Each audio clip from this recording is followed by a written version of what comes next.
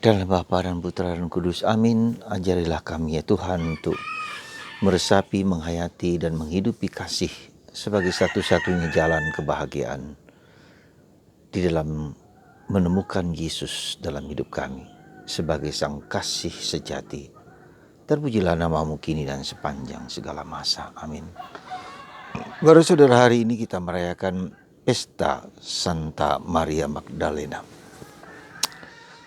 Tokoh ini sangat misterius karena apa? Karena ia datang menjelang saat-saat penderitaan Yesus dan ia mengikuti penderitaan Yesus sampai ke puncak Golgota, dan kemudian ia diberi karunia mendapatkan penampakan pertama kali kebangkitan, karena ia pagi-pagi buta mencari Yesus di makam. Saudara, setelah itu tokoh ini hilang. Kemana dia kita tidak tahu.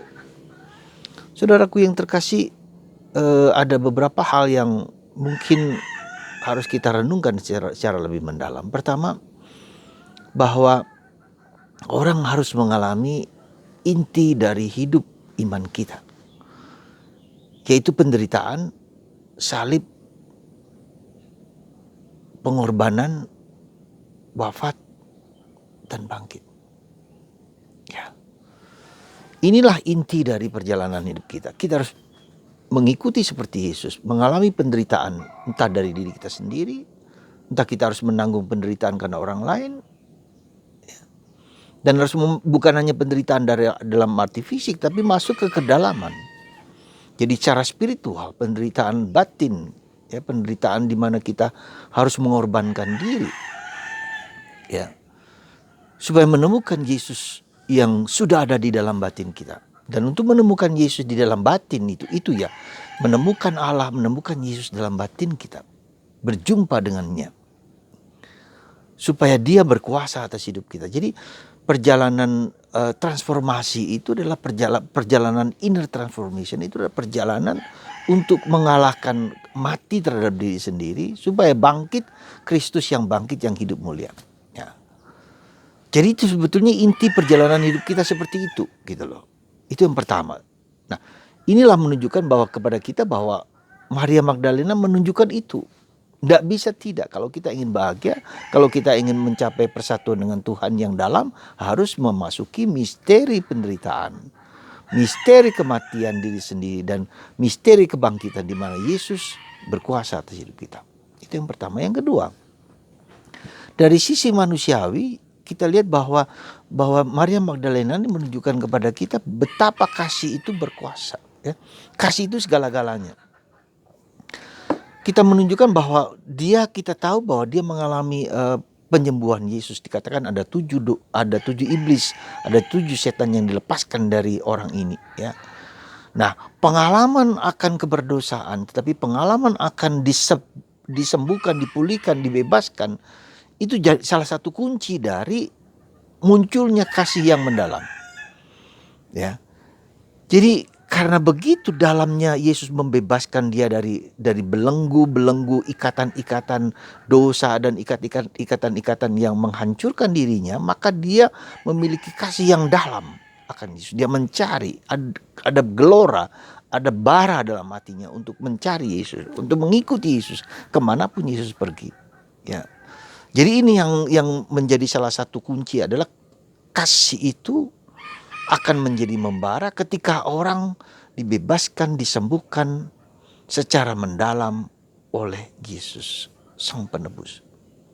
Karena banyak orang juga disembuhkan oleh Yesus, tapi hanya satu pribadi, dalam tanda petik satu dalam yang nampak, satu yang sungguh-sungguh ya, cintanya itu begitu besar karena Yesus sungguh-sungguh membongkar, ya, membongkar di dalam batinnya, sehingga membarakan kasih pada dia ikut serta dalam penderitaan salib Yesus, memanggul salib Yesus dari tempat bersama Bunda Maria, bersama Maria Klopas, bersama dengan Yohanes Rasul, sampai ke puncak ya salib, penderitaan, ikut serta, ya, berpartisipasi, melihat, mengalami sendiri, ya, sakit di dalam hati ketika melihat Yesus diperlakukan seperti itu.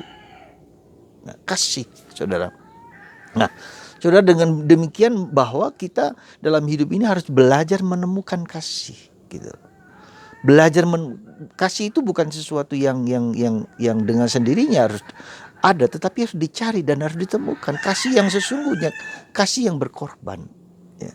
Kasih yang memberikan hidupnya. Ya, jadi kasih itu bagi saya adalah sesuatu yang universal.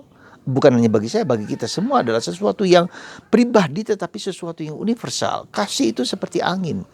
Oksigen sekarang ini, orang butuh oksigen. Tanpa oksigen tak mungkin, dan dimiliki oleh setiap orang.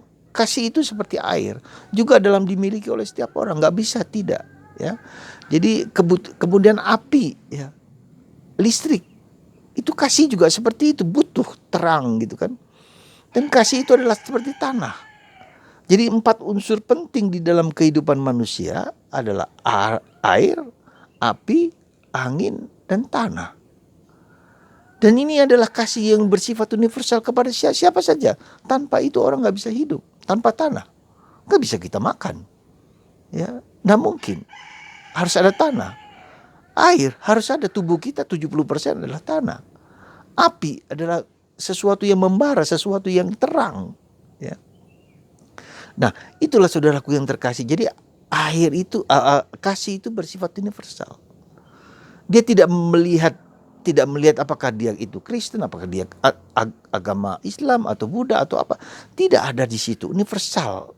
Jadi membangun humanis, menjadi humanitarian siapapun juga, karena di dalam kita ada keempat unsur itu dan ada di unsur tempat lain.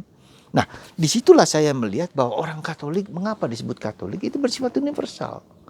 Jadi kasih itu di dalam Yesus, dan Yesus harus membawa kita kepada cinta kepada semua orang, siapapun juga, bersifat universal.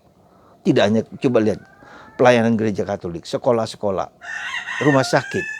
Apakah dia hanya untuk orang Katolik? Juga tidak. Di mana saja, kapan saja. Entah dia beragama atau tidak, siapapun juga. Kulit apapun dilayani dengan penuh cinta, penuh kasih, karena kasih itu bersifat universal. Maka saudaraku terkasih dalam Kristus, ketika kasih itu bersifat eksklusif, itu bukan lagi kasih, tetapi suatu egoisme yang universal, yang dimiliki oleh beberapa kelompok, menjadi eksklusif. Tidak. Kasih yang sesungguhnya adalah bersifat universal karena mengandung 4 unsur penting di dalam tubuh manusia, ya. Nah, maka saudaraku terkasih dalam Kristus, mari kita menemukan kasih yang seperti itu, gitu loh. Jadi pengalaman bagaimana kita melihat, mengalami itu yaitu di dalam pribadi Yesus. Karena Yesus sendiri menunjukkan itu, ya. Yang penuh dirinya hanya kasih. Bapa adalah kasih dan aku adalah kasih. Karena Yesus adalah manifestasi atau sakramen dari Bapa, dari Allah Bapa, maka seluruh tubuhnya, seluruh dirinya ada kasih, ya. Coba kita perhatikan bagaimana Yesus berhadapan dengan Maria Magdalena, bagaimana Yesus berhadapan dengan wanita yang kedapatan berzina, bagaimana Yesus menghadapi orang-orang berdosa. Sungguh mengalir hanya kasih. Tidak ada kebencian, tidak ada kemarahan, tidak ada kekecewaan, tidak ada. Nah, dengan kata lain tadi saya katakan kasih itu adalah, maka kasih itu menjadi sesuatu yang korban karena berhadapan dengan egoisme di dalam diriku, ya. Karena ada sesuatu maksud batinku, pamrih dalam diriku, apapun juga ada dalam diriku.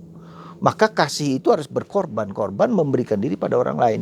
Maka kasih itu adalah aku, kasih itu adalah engkau, kasih itu adalah kalian, kamu, kasih itu adalah kita semua, ya. Jadi aku, engkau yang huruf besar, engkau Allah, dan kalian menjadi kami, menjadi kita, ya. Bukan hanya kami, tapi menjadi kita bersama. Nah, maka kasih itu adalah kebersamaan, ya. Kasih itu juga adalah universal, dan Katolik menjadi kasih, menjadi universal. Maka menjadi Katolik harus melingkupi seluruh dunia, ya. Kasih menjadi Katolik berarti melingkupi seluruh alam semesta, ya, seluruh alam semesta, dan itulah kasih yang sesungguhnya. Maka kita memasuki dunia dalam tanda petik dunia mistik, dunia kontemplatif, bahwa segala sesuatu adalah kasih. Nah, Bagaimana siapakah yang membawa kasih yang sempurna? Bagi kita adalah Yesus. Di dalam Bunda Maria, bentuk kasih yang luar biasa.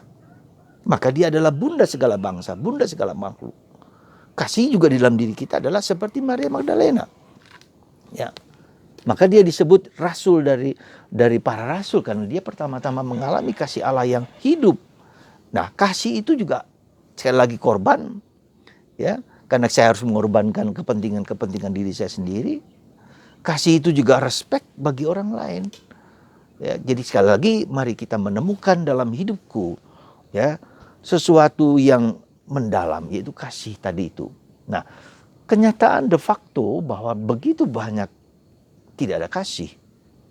Dan itulah suatu tantangan bagi kita. Justru ketika kita tidak ada kasih, dikatakan oleh Santo Yohanes dari Salib, ketika tidak ada kasih, justru kita harus memberikan kasih. Ya. Panggilan kita ketika tidak ada kasih apapun, kita harus mengasihi. Ya. Itulah suatu yang harus menjadi dunia kontemplatif, dunia mistik, dunia ilahi, ya.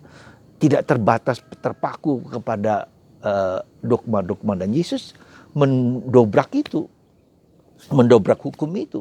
Ya, dia menyembuhkan orang pada hari Sabat, ya, meskipun orang menentang dia.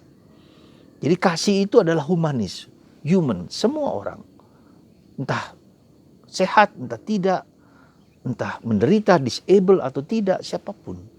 Nah, mari saudaraku terkasih, kita membangun dunia kasih yang bersifat universal, yang bersifat katolik, siapapun.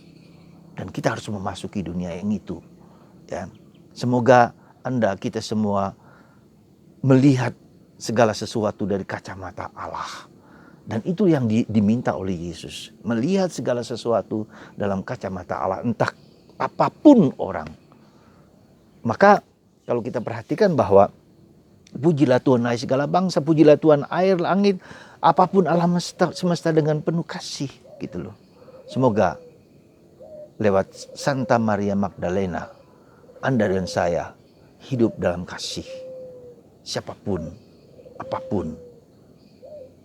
Dan itu sungguh merupakan panggilan Tuhan untuk Anda, untuk saya. Tuhan memberkati Anda. Yesus mengasihi Anda, mengasihi kita semua untuk tinggal dalam kasih. Manete in me, tinggallah, manete in Cristo, in Christi, in caritate. Tuhan memberkati Anda. Dan Anda sembuh karena kasih Tuhan yang melimpah. Apapun sakit Anda, mari belajar mencintai. Meski sakit sekalipun. Berkat Tuhan dalam Bapa, Putra, dan Roh Kudus. Amin.